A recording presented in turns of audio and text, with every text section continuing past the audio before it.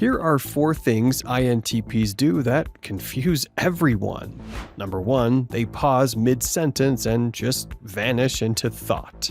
One of the most bewildering things about INTPs is how they can be fully present in a conversation, making eye contact, nodding, even adding thoughtful comments, and then suddenly just vanish. Not physically, but mentally. You'll be mid-discussion, maybe even listening to them explain something, when they pause mid-sentence, stare off into the void, and go completely silent. It's like someone pulled the plug on their speech processor and redirected all available energy to internal systems. But they're not gone, not really. What's actually happening is they've stumbled on a tangent inside their own mind. One phrase, one word, maybe even the shape of your sentence triggered a thought spiral. And now they're following that spiral, not out of rudeness, but because that's how their brain works. INTPs don't think in straight lines. They think in webs. A simple topic about your weekend plans can suddenly remind them of a philosophy podcast they heard 6 months ago, which leads to a question about time perception, which leads to a memory about a dream they once had. And before they know it, they're 5 dimensions away from where you left them. They're not trying to zone out, they're literally chasing meaning. And while it may seem random or rude from the outside, to them it feels urgent. Once an idea thread catches their mind, they have to follow it, like a mental itch that won't go away until scratched. The rest of the world just fades. This is why they sometimes seem unreachable in the middle of a sentence they started themselves. Their mouth is lagging behind their mind, and eventually the brain just drops the conversation entirely because the deeper thought is more interesting. What's confusing is how seamlessly they do this. One moment, insightful, the next, totally absent. And then, as if nothing happened, they snap back, often with a completely different point, or a wildly brilliant insight that no one else understands. They didn't mean to ditch the topic, they just accidentally solved a riddle you didn't know existed. And when they return to reality, they're not confused, you are, because they never really left the conversation. You just couldn't see where it went. Number 2, they argue for fun, not war. Talking to an INTP can feel like stepping into a courtroom you didn't realize you entered. You'll say something totally normal like, "I think this movie was good." And suddenly you're in a spontaneous 3-act debate complete with counter-arguments, analogies, and obscure references to 18th century philosophy. And the most confusing part, they actually agree with you. That's the INTP paradox. They'll argue your point even while believing it, just to test its durability. It's not about winning. It's not even about proving you wrong. It's about stretching the idea, poking it, twisting it, and seeing if it still holds up under pressure. Because to the INTP, every belief, even their own, is just a hypothesis waiting for better data.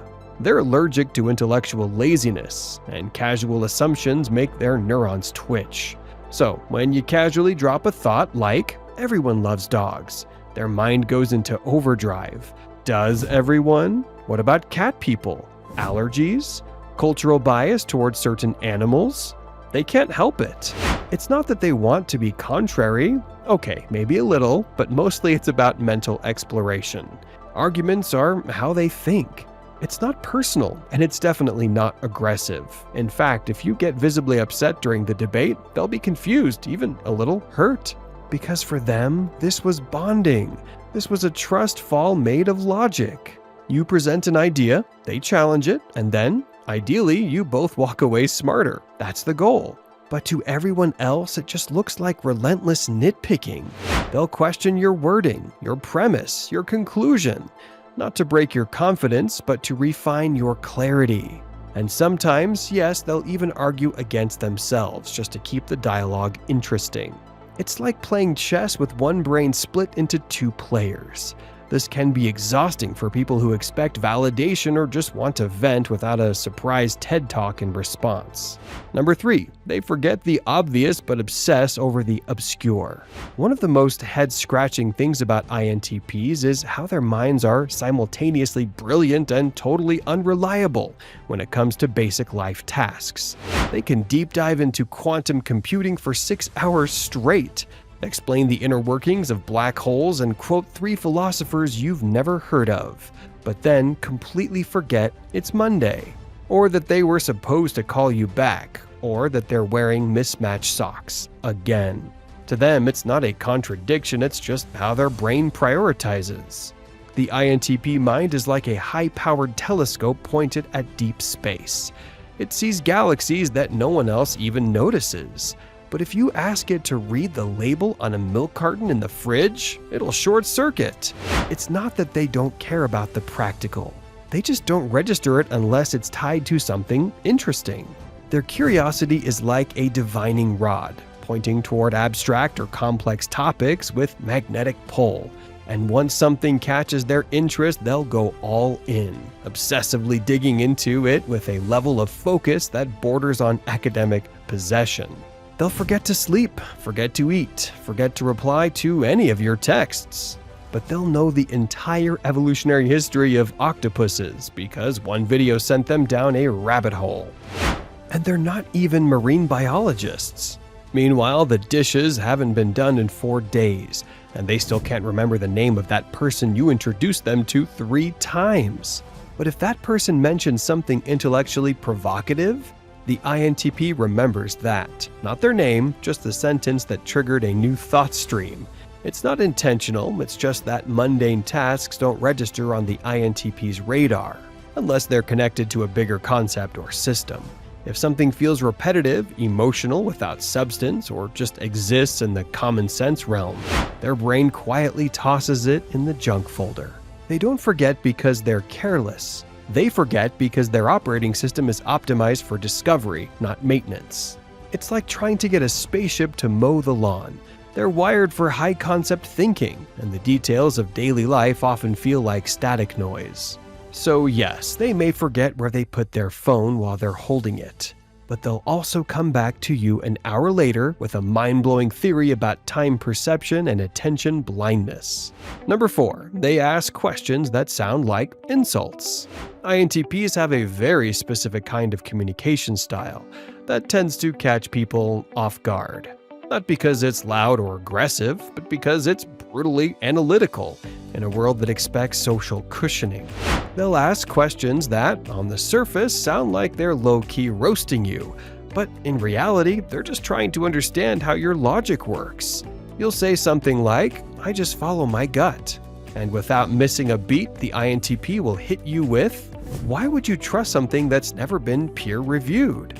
And it's not sarcasm, it's a real question.